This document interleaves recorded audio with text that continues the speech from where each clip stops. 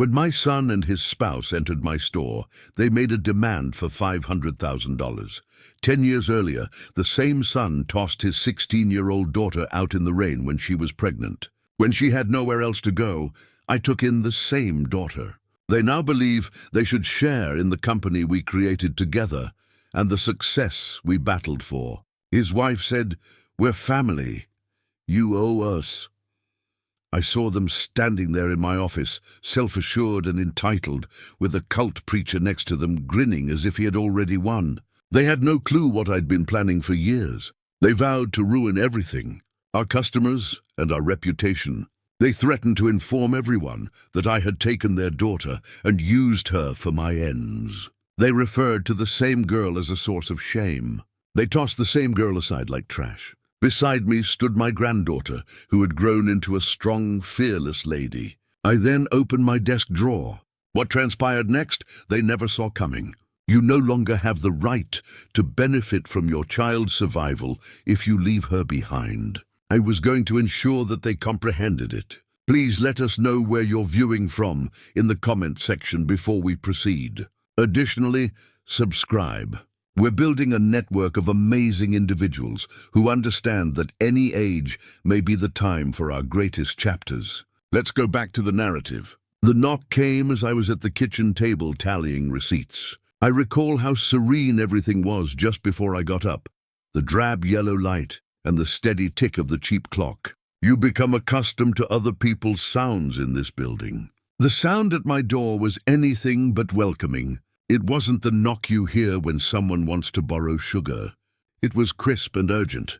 I discovered a girl on my doorstep when I opened it. Rainwater trickled under the collar of a coat she had outgrown, and she stood in a puddle that grew from her shoes. Half of her face was obscured, and her hair was knotted and damp. But their eyes were unmistakable. My son Nathan's eyes were gentle in the corners, but they were now ringed in crimson and ready to receive awful news. It has been almost 10 years since I last saw her. I have not seen her since I was removed from her parents' lives because they believed I was a corrupting influence. Lily was 16 years old and almost grown up at this point. She seemed as confused as the day they took her away from me, based on the way she stood. She caught my eyes, and her voice trembled on the first syllable. "Grandma." I held the door open in response, Evelyn, not only as an invitation but also with confidence. You don't make someone plead for water while the world sets them on fire. Half flinching, she slipped inside, as if she thought I would change my mind. I turned the deadlock and shut the door behind her. She was crouched against the wall, her knuckles white, both hands gripping a plastic shopping bag to her bosom and her moist hair plastered to her forehead.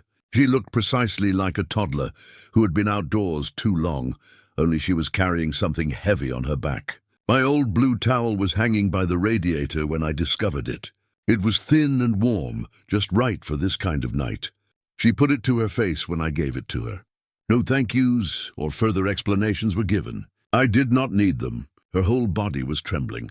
"Sit down before you fall down," I said. She took the nearest chair at the kitchen table, still gripping that bag. "I did not know where else to go," she said. The words came in a single piece. Now that she was inside, her voice was what gave out. "They threw me out." "Tonight," Veronica said. I had shamed the family. Dad just stared at the wall. "She told me to pack and go and make peace with God outside her house because there was not any left in it for me." She kept her eyes on the pattern of the tabletop, like she could disappear into it. I busied myself filling the kettle and setting out 2 clean mugs. There are things you do that are not about kindness so much as protocol. A way to tell the world it has not broken your routine, only rearranged its meaning. I glanced at the wall and could not keep my voice quite as steady as I would have liked. "I take it your father did not disagree with her." "Am I right?" Lily shook her head. A tear slipped down her cheek, and she wiped it away with the corner of the towel. "He just looked past me like I had turned invisible. My mom said, 'You made your choice. Now live with your consequences.' She asked for my phone and my house key. Just held out her hand like she deserved it. Said a long prayer to Pastor Garrett's God. She called me an example. An example for the other girls to see what happens to sinners."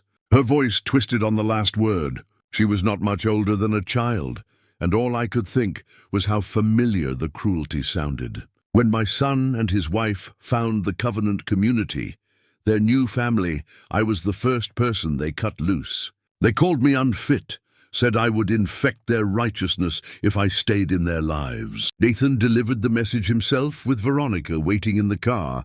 That was 12 years ago. I tried to visit Lily at her 5th birthday and found the door locked and the curtains drawn. Did they let you bring anything else? I asked quietly. She dumped out the plastic bag on the table. Her movements jerky, a change of underwear, one clean shirt. The Bible they gave her was still at the bottom of the bag, its gold letters almost flaking off. She did not touch it. All Mom said was, "Maybe now you will understand what it means to be humbled." She said, "If I prayed hard enough, maybe God would take me back."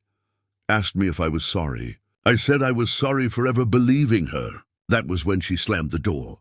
The kettle groaned. I filled both mugs and slid hers across the table. I handed her a plate with 2 slices of bread and a thick pat of butter. The way Lily ate, you would think she had walked for hours. She did not meet my eyes again until her 2nd slice. "The boys from church too," she said, touching her belly. Her voice a whisper now. "Sam, when I told him I was pregnant, he said it was not his. He would not even look at me. He told me to keep my mouth shut or I would ruin everything for him." She pushed her plate away. "I think he is more scared of Pastor Garrett than anything else. When Mom found out who he was, she said it only proved what she already believed about temptation. She wanted me gone so she could tell everyone it was my fault, and his family would not have to pay the price I did. I let the ugly picture sit for a time. It was not the time for comfort, not when truth needed its own seat at the table." "How far did you walk?" She shrugged. "All the way from their house. I did not know where else to go. Thought about staying at the library, but they close at 9, Drew. I remembered your street. I was not even sure if you would let me in." She was shivering now, mug pressed tight in her palms. "The cold is not your fault," I said, "and neither is their stupidity." I got a blanket from the closet and draped it around her shoulders. Soft but not special. Ordinary objects for extraordinary circumstances have their own dignity. I sat across from her and folded my hands, letting her speak if she wanted. After a while she did. "I thought maybe you hated me for who my parents are." That landed harder than anything so far. I took a slow breath. "No, I never hated you. I hated what they became. But I always wondered about you. Every birthday I kept hoping they would snap out of it. Never expected them to turn on their own daughter. Or maybe I did, and that is why I kept a clean pillowcase in the closet." She tried to smile. "They have rules for everything," Lily said. "What you eat, who you talk to, what you think about men. Pastor Garrett breaks them all and still gets to stand up in front of everyone. He says God forgives, but he only forgives the ones who obey him. Veronica thinks I am the one that corrupted her family. They always did blame the wrong people," I said. She finished her tea and sat quiet again, looking somehow more present and more spent at the same time. "You can sleep on the sofa," I told her. "In the morning, we will talk about what comes next. You are safe tonight." I gave her another blanket and made sure she had water. She lay down stiff and shivering, shoes still half on, like she was afraid of being told to leave in the night. I left the lamp on in the hall. I have handled enough emergencies to know that sometimes what people need most is just to see that the darkness is not complete. I sat at my kitchen table and looked at the spot where my son used to sit when he was her age. I wondered if there was something I missed when he was growing up, some sign that faith would become cruelty when it was paired with power. I resolved not to miss any sign in Lily that pointed to bitterness or surrender. The clock ticked, and the apartment settled back into quiet. That night I did not sleep much. Her breathing became slow and even, the first sound of hope in my old apartment in years. I watched dawn come in soft through the blinds, and I decided, no matter how everything else turned out, I was not going to let Lily pay twice for someone else's mistakes. Some families throw people out, some open the door. The first morning Lily woke before I did. I came out of my bedroom and found her sitting upright on the sofa, hands folded in her lap, staring at nothing. The blanket had slipped to the floor. She looked like she had been awake for hours. "How about some coffee?" I said. She nodded but did not move right away. I went to the kitchen and put the kettle on, sliced bread, found the butter. By the time I turned around, she was standing in the doorway, arms crossed tight over her stomach. "I don't know what I'm supposed to do," she said. I set a plate in front of her. "Eat first, then we'll figure it out." She ate slowly, chewing like she was thinking through every bite. When she finished, I handed her a dish towel and nodded toward the sink. "You can start by helping me with dishes. Then we'll go to the shop." The shop was 2 blocks away, a narrow storefront wedged between a dry cleaner and a tax office. The sign out front said Crawford's Organic in faded green letters. I had opened it 8 years before after my husband died and left me with a mortgage and no plan. It was small, 4 aisles, a cooler in the back, and a register that jammed if you hit the buttons too hard, but it paid the rent, and some months it paid more than that. Lily followed me inside and looked around like she was cataloguing exits. "Stock goes on the shelves by category," I said. "Canned goods here, dry goods there. If someone asks a question and you don't know the answer, come get me. Don't guess." She nodded. I handed her a box cutter and a stack of invoices. She got to work without asking for more instructions. I liked that. The first customer came in around 9, Mrs. Callahan, who bought the same 6 items every week and liked to talk about her grandson. She glanced at Lily and raised an eyebrow. "New help?" she asked. "Family?" I said that was all I gave her. Mrs. Callahan looked like she wanted more, but I turned back to the register and she let it go. Lily worked quietly, keeping her head down.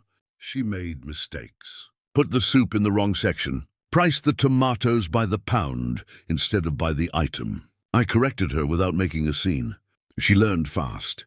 At lunch, I showed her the back office. A desk, a filing cabinet, and a calendar covered in my handwriting. I pulled out the ledger and walked her through the numbers. Income, expenses, profit. She listened with her arms folded, brow furrowed. "This is how you survive," I said. "You track every dollar. You don't guess, you don't hope, you count." She picked up a pen and started copying figures into a notebook. I left her to it and went back to the floor. By the end of the week, she could run the register without help. By the end of the month, she knew the regulars by name. I did not ask her about the baby until she brought it up herself. "I have an appointment next week," she said one evening as we locked up at the clinic. "I'll take you," I said. The appointment turned into appointments. Lily's belly grew slowly at first, then all at once. I bought her maternity clothes from the thrift store and made sure she ate more than toast. She started online classes for her high school diploma, working through modules late at night after the shop closed. When the baby came, it was fast and hard. Lily labored for 12 hours in a room that smelled like bleach and fear. I stayed beside her the whole time, holding her hand when she needed it and stepping back when she did not. When Sophie finally arrived, red-faced and screaming, Lily cried for the first time since that night on my doorstep. I took the baby while the nurse cleaned Lily up. Sophie was small, wrinkled and loud. I wrapped her in the hospital blanket and rocked her until she quieted. When I handed her back to Lily, I saw something in my granddaughter's face that had not been there before. Not happiness, exactly. Resolve. "We're going to be okay," Lily said. I believed her. The first year was hard. Sophie cried at night, and Lily learned to function on 4 hours of sleep. I helped when I could, but Lily wanted to do most of it herself. She fed Sophie, changed her, rocked her to sleep, and still showed up at the shop every morning by 8. I watched her grow into it the same way I had watched her learn the register. One mistake at a time, one correction, one small victory. By the time Sophie turned 2, Lily had finished her diploma and started taking business courses online. She had ideas, good ones. She suggested we expand our produce section, start carrying local honey, add a small section for bulk grains. I let her try. Most of it worked. The shop grew, not overnight, but steadily. We added a second location 3 years later, then a third. Lily managed the new stores while I kept the original running. She hired staff, negotiated with suppliers, built relationships with farmers I had never heard of. She was good at it, better than I had been at her age. Sophie grew up between the aisles.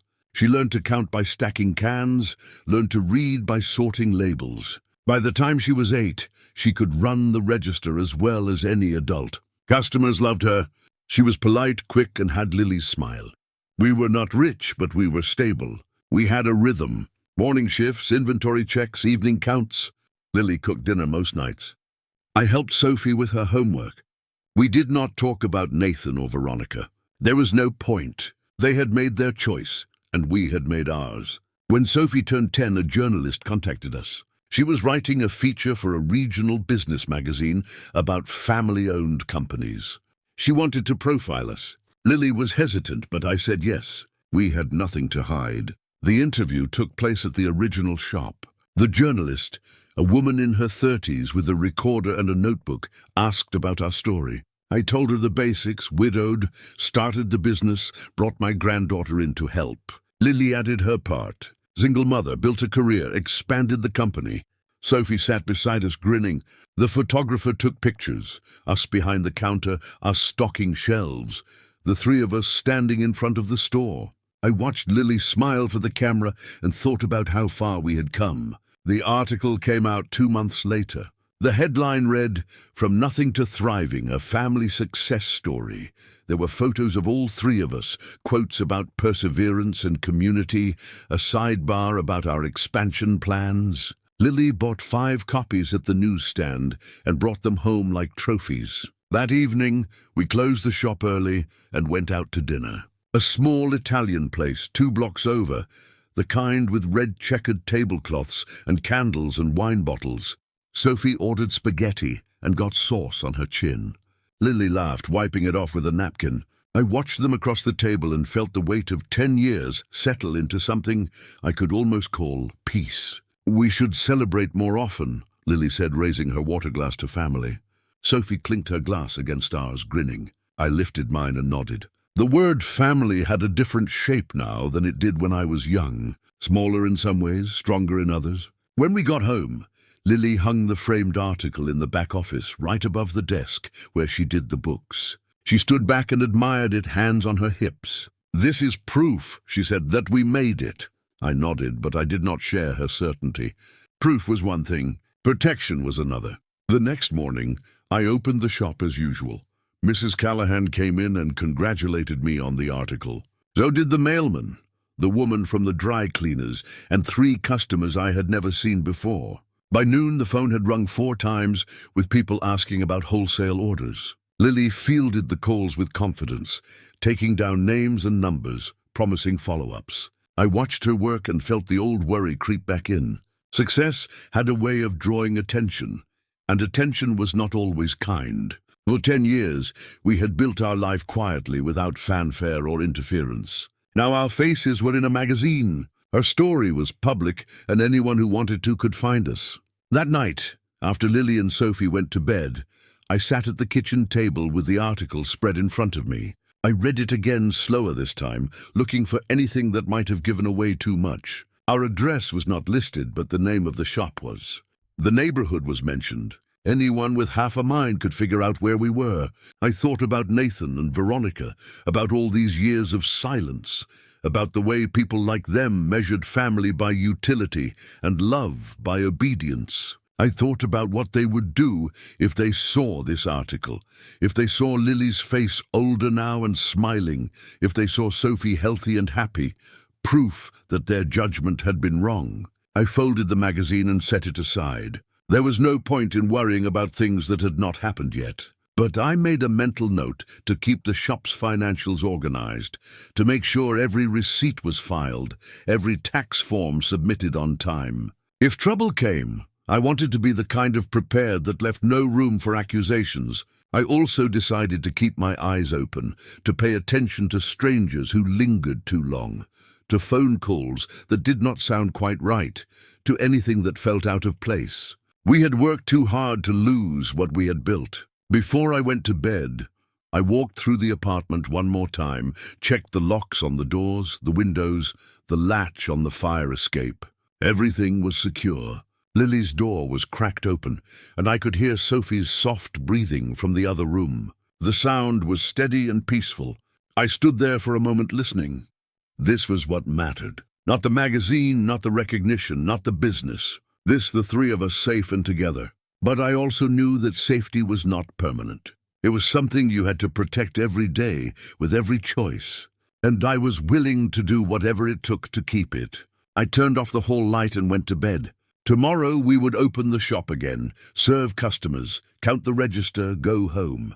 The routine was the same, but something had shifted. We were visible now, and visibility, I had learned, always came with a price. I just hoped we were ready to pay it. 3 days after the magazine hit the stands, we received an unpleasant visit. I was in the back office sorting invoices when Lily poked her head through the door. "There's someone here to see you," she said. Her voice was tight.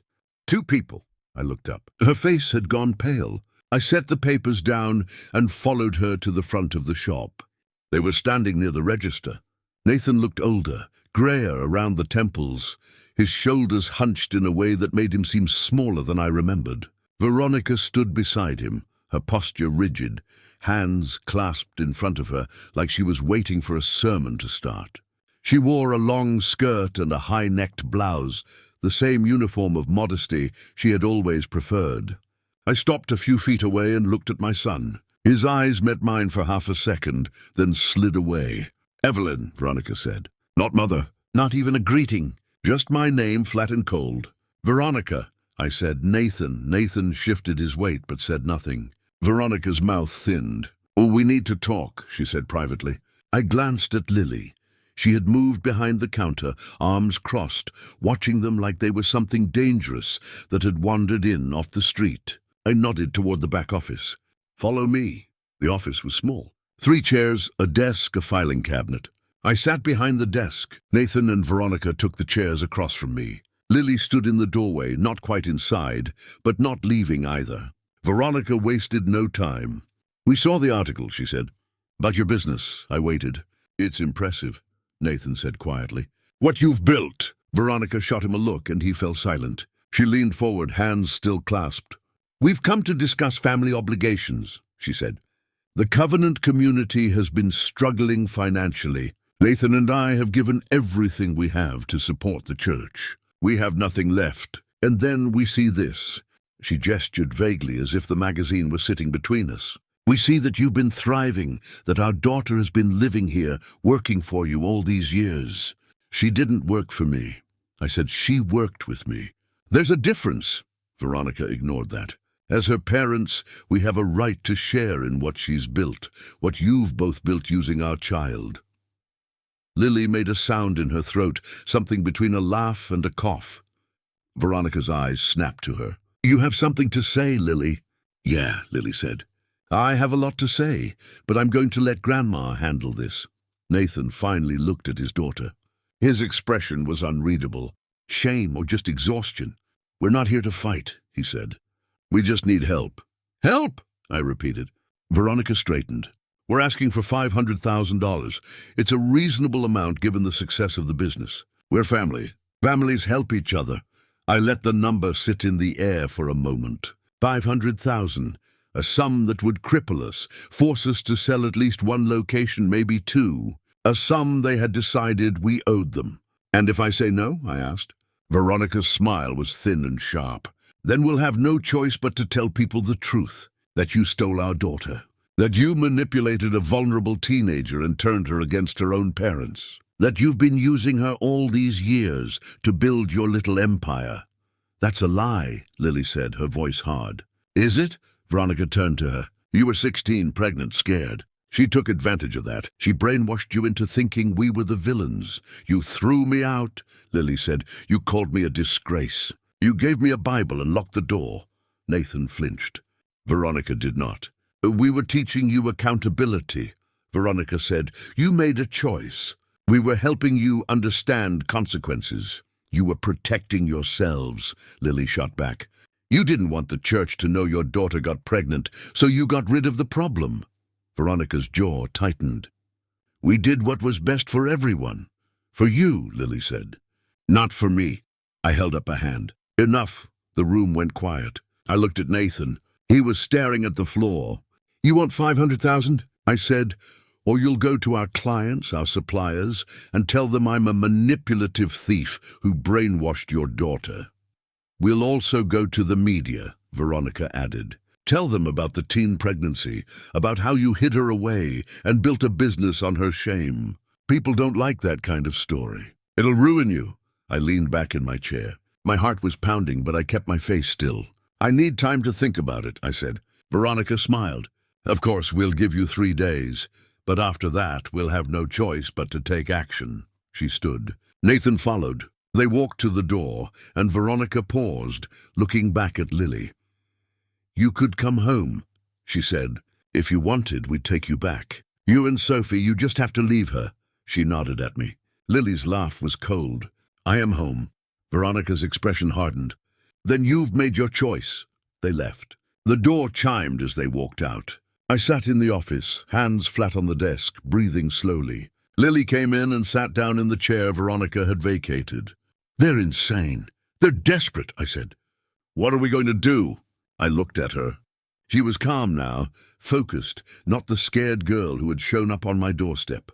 Not even close. We're going to talk to the lawyer, she said. Make sure everything is in order, and then we're going to wait. Wait for what? For them to make the next move. Lily frowned. You think they'll come back? I know they will. She was quiet for a moment. I'm not afraid of them.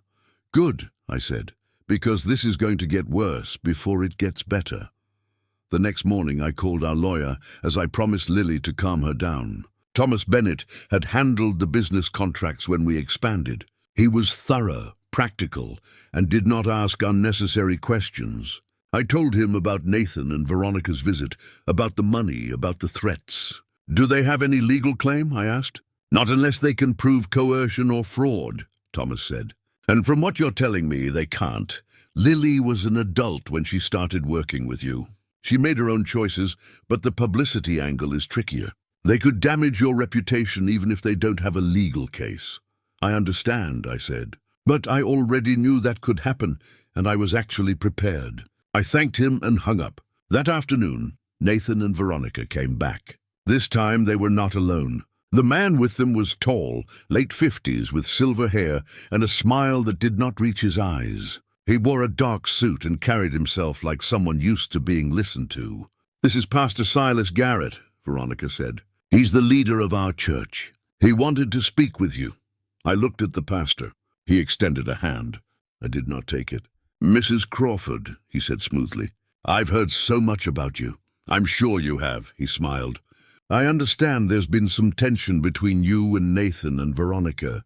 I wanted to see if I could help mediate. There's nothing to mediate, I said. They asked for money. I told them I'd think about it. Family is complicated, Pastor Garrett said. But the Bible is clear. Children are to honor their parents. It's one of the 10 commandments. I looked at Lily. She was standing beside me, arms crossed, glaring at the pastor. Lily honored her parents. I said, right up until they threw her out for being pregnant. Pastor Garrett's smile did not waver. Sometimes love requires hard choices. Nathan and Veronica were trying to guide their daughter toward righteousness. They guided her to my door, I said. The pastor chuckled as if I had said something amusing. You've done well for yourself, Mrs. Crawford. A successful business, a loving family. Surely you can spare something to help those in need. The church is in need, I asked. The church serves many people, he said. And yes, we've hit some financial difficulties. Donations have been down. We're struggling to keep the doors open. Nathan and Veronica have given everything. They're living in poverty because of their devotion. I glanced at Nathan. He would not meet my eyes. So this isn't about family, I said. It's about money for the church. Pastor Garrett spread his hands. It's about helping those in need, which I believe is also a commandment. Veronica stepped forward. We've brought a written request, she said. She pulled a folded paper from her purse and set it on the counter. It outlines what we're asking for. $500,000, and a public acknowledgement that Lily's success is partly due to the values we instilled in her. I picked up the paper. It was typed formal and absurd. I'll consider it, I said. Pastor Garrett's smile widened. I hope you will. It would be a shame if this situation became public. Businesses can be fragile things. One bad story and customers start to wonder. Suppliers start to ask questions. It's hard to recover from that kind of damage. The threat was clear. I folded the paper and set it on the counter. "I'll let you know," I said. They left. The door chimed again. Lily let out a breath she had been holding. "He's a manipulator," she said. "Yes," I agreed. "What are we going to do?" I looked at the paper on the counter at the door, where they had just exited at the shop we had built together, and said, "Leave that to me. You already suffered too much because of them. I told them to come back on Friday. Dudes, 2 days to consider their offer." I said, 2 days to get my affairs in order. They agreed, probably thinking I needed time to figure out how to liquidate assets or beg the bank for a loan. They had no idea what I was really doing. I spent those 2 days making phone calls. To Thomas Bennett, our lawyer, to Rachel Monroe, the private investigator, to Claire Hoffman, the journalist who had been quietly building her own case against the Covenant community for the past 18 months, and to Special Agent David Park at the FBI's Financial Crimes Division, a man I had been corresponding with for over a year. When Friday came, I was ready. They arrived at noon, just as I had asked, Nathan, Veronica, and Pastor Garrett. I met them at the door of the shop and led them to the back office. Lily was already there, sitting in the corner with her arms crossed. I had asked her to be present. She deserved to see this. Pastor Garrett settled into the chair across from my desk like he owned it. Nathan sat beside him, hands folded in his lap. Veronica stood, her posture rigid, her eyes scanning the room like she was looking for something to criticize. "Have you made a decision?" Veronica asked. I did not answer right away. I opened the desk drawer and pulled out a thick manila folder. It landed on the desk with a satisfying thump. Pastor Garrett glanced at it, then at me. "What's that?" he asked. "This," I said, "is everything I know about you." I opened the folder slowly. The first page was a photograph. Pastor Garrett standing beside a silver Mercedes, keys in hand, grinning at the camera. The car was new, expensive, the kind of vehicle that cost more than most people made in a year. I slid the photo across the desk. "Nice car," I said. "I didn't realize church donations were so generous." Pastor Garrett's smile faltered. "That was a gift. From who?"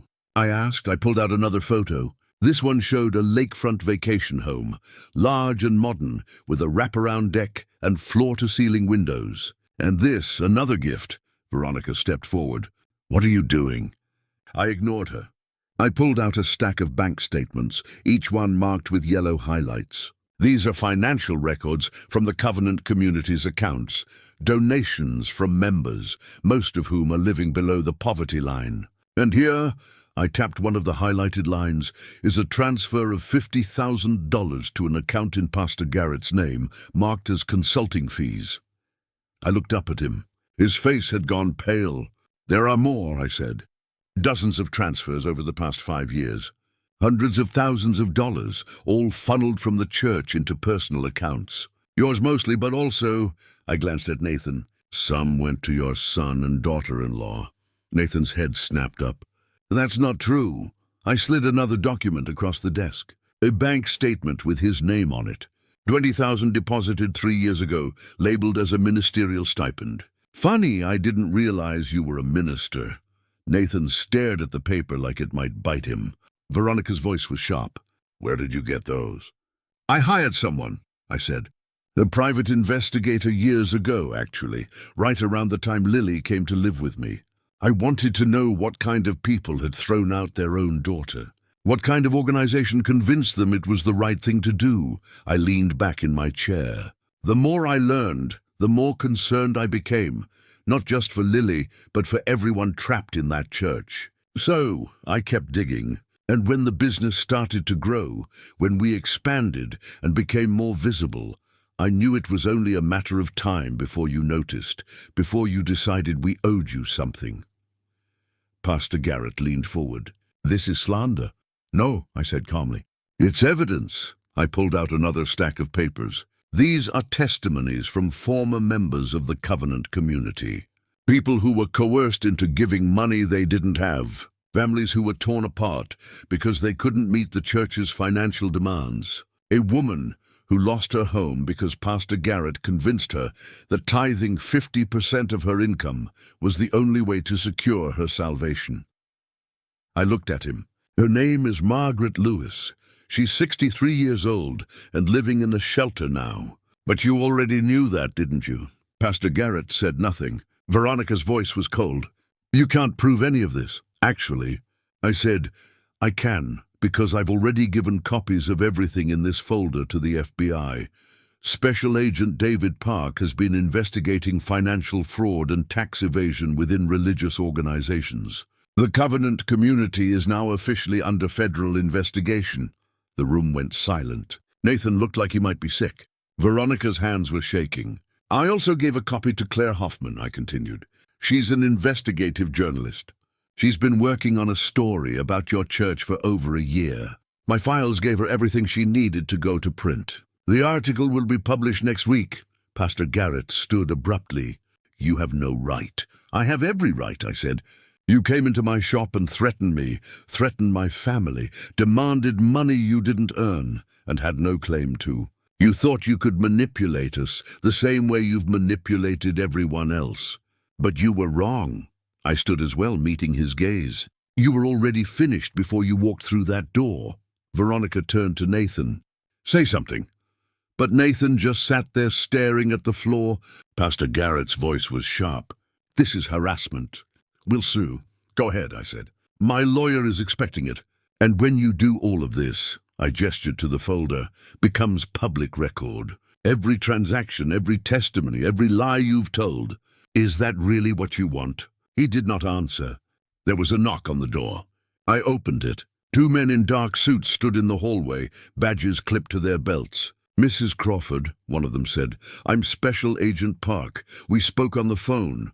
I stepped aside. Come in. The agents entered. One of them looked at Pastor Garrett. Silas Garrett. The pastor's jaw tightened. Yes, we'd like to ask you some questions about financial irregularities at the Covenant community and about an attempted extortion that was reported to us earlier this week. Veronica's voice rose. Extortion? We didn't extort anyone. Agent Park pulled out a small recording device. Mrs. Crawford recorded your last visit, the one where you demanded $500,000 and threatened to destroy her business if she didn't comply. That's extortion under federal law. I had not mentioned the recording. I wanted to see their faces when they realized how thoroughly I had outmaneuvered them. Nathan finally looked up. His voice was quiet. Mom! I looked at him. My son, the boy I had raised, the man I barely recognized. You threw out your daughter, I said.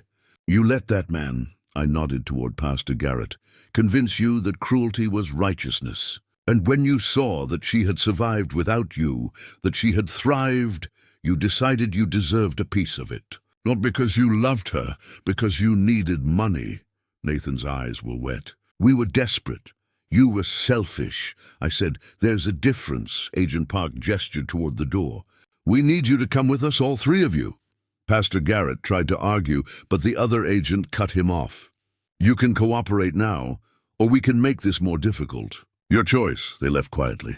Nathan looked back once, but I did not meet his eyes. Veronica walked out with her head high, still clinging to whatever dignity she thought she had left. Pastor Garrett muttered something about lawyers. When the door closed, the office was silent. Lily stood and walked over to me. She did not say anything. She just put her hand on my shoulder. I looked at the folder on the desk, at the years of preparation that had led to this moment. I did not feel triumphant. I did not feel relieved. I just felt tired. Is it over? Lily asked. Not yet, I said. But it will be, she nodded. We stood there for a moment, the 2 of us in the small office we had built together. Outside, the shop was still running. Customers were still shopping. Life was still going on and we were still standing. The news broke on a Tuesday. I was restocking the produce section when Lily called me over to the register.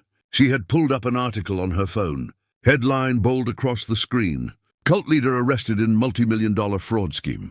I read it standing there, hands still smelling like apples. Pastor Silas Garrett had been charged with wire fraud, tax evasion, and money laundering. The article mentioned the Covenant community by name. It detailed years of financial exploitation, testimonies from former members, and ongoing investigations into other church leaders. Nathan and Veronica were mentioned too, smaller charges, mostly related to the extortion attempt. Their names were buried in the third paragraph, but they were there. "How do you feel?" I asked Lily. She set the phone down. "I don't know yet." That was honest. I appreciated that. Over the next few weeks, more articles came out. Claire Hoffman published her investigative piece in a national magazine. It was thorough, well-researched, and damning. She interviewed former members, included financial records, and laid out a pattern of abuse that stretched back decades. My name appeared once in a sentence about how victims' families had helped bring evidence to light. Lily's name was not mentioned at all. We had asked Claire to keep her out of it, and she had honored that. The Covenant community began to collapse. Members left in droves. Some went to other churches. Some stopped going to church altogether. A few reached out to me, thanking me for what I had done. I did not know what to say to them, so I kept my responses brief. "You're welcome. I'm glad you're safe now. Take care of yourself," Thomas Bennett called with updates. Pastor Garrett was facing 20 years in federal prison. Nathan and Veronica had accepted a plea deal. 2 years probation, community service, and a permanent restraining order preventing them from contacting me, Lily, or Sophie. They would not be going to prison, but they would be marked. The names were now tied to a scandal that would follow them. I did not feel victorious. I felt something closer to relief. One evening after we closed the shop, Lily and I sat in the back office with cups of tea. Sophie was at a friend's house, so it was just the two of us. Lily stared at the wall, her mug untouched. "Do you think they'll ever apologize?" she asked. "No," I said. She nodded. "I didn't think so either.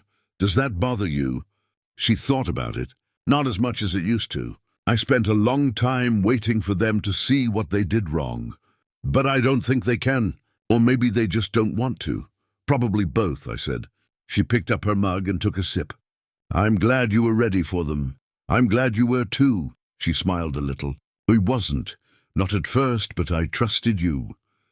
That meant more to me than any article or legal victory. A few weeks later, Claire Hoffman called. She was writing a follow-up piece focusing on the families who had escaped the cult and rebuilt their lives. She wanted to include us, but only if we were comfortable. I told her I would think about it. Lily said yes, immediately. "People need to know it's possible," she said, "to get out, to be okay." So we did the interview. It was shorter this time, less about the business and more about resilience. Claire asked good questions. She did not sensationalize. When the article came out, it was respectful and honest. There was a photo of the three of us standing in front of the shop, smiling. Sophie held a sign she had made herself. "Family is who shows up." I liked that. Business picked up after the articles, not because people felt sorry for us, but because they respected what we had built. We signed contracts with 2 new distributors and started planning a 4th location. Lily handled most of the negotiations. She was good at it, better than I had ever been. I watched her work and felt proud in the quiet way you feel when you see someone you love become who they were always meant to be. One afternoon in late autumn, I was in the back office going over inventory when I heard Sophie's voice from the front. She had come straight from school, backpack still on, asking Lily where to put the new shipment of canned beans. I walked out and found them together, Lily pointing to the shelf, Sophie nodding seriously like she was being given instructions for surgery. It was the same way Lily had looked 10 years ago when I taught her how to stock shelves. The same focus, the same determination. "Need help?" I asked. Sophie shook her head. "I got it, Grandma." I smiled and went back to the office, but I stayed in the doorway watching. Lily showed Sophie how to check the dates, how to rotate the stock so the older cans were in front. Sophie listened carefully, asked one question, then set to work. Lily stood beside her for a moment, then moved on to help a customer. Sophie kept working, steady and sure. I thought about the night Lily had shown up on my doorstep. 16, pregnant, terrified. I thought about the years since then, the mistakes and the victories, the fear and the hope. We had built something together, not just a business, but a life, a family. It was not perfect. There were still hard days. There were still moments when Lily thought about her parents, when Sophie asked questions we did not know how to answer. But we had each other, and that was more than enough. That evening, after we closed, the three of us walked home together. Sophie was telling a story about something that had happened at school, gesturing wildly, making Lily laugh. I walked a step behind them listening. The air was cool, the sky fading to purple. Streetlights flickered on one by one. We passed the park, the library, the coffee shop where we sometimes stopped on Saturdays. Everything was familiar, safe. When we got home, Lily made dinner and Sophie set the table. I washed the dishes while they talked about plans for the weekend. It was ordinary, unremarkable, and it was everything. Later, after Sophie went to bed, Lily and I sat on the couch with mugs of tea. The apartment was quiet, except for the hum of the refrigerator and the occasional car passing outside. "Do you ever regret it?" Lily asked. "Regret what?" "Taking me in, dealing with all of this." I looked at her. "No, not even a little. Not even a little." She leaned her head on my shoulder. "Thank you." I did not say anything. There was nothing that needed to be said. We sat there for a while, the two of us, in the small apartment we had turned into a home. Outside, the world kept turning. Inside, we were safe. I thought about Nathan, about the boy he had been and the man he had become. I thought about the choices he had made, the family he had lost. I felt sorry for him, in the way you feel sorry for someone who threw away something precious because they did not know its value. But I did not regret my choices. I had opened the door when someone knocked. I had protected the people I loved. I had built a life worth defending, and I would do it all again. Sophie called from her room, asking for a glass of water. Lily got up to get it, and I followed her into the kitchen. We moved around each other easily, the way people do when they have lived together long enough to know each other's rhythms. This was the legacy, not the business, not the articles, not the justice we had fought for. This, the three of us together, safe. I looked at Lily as she filled the glass, and I thought about the future. About Sophie growing up in a home where she was loved without conditions. About Lily continuing to build something good, about the life we had made from nothing. It was not a fairy tale. It was better. It was real. So that's my story. I'd love to hear what you think. Did my son and his wife get what they deserved? Let me know in the comments and subscribe for more stories like mine.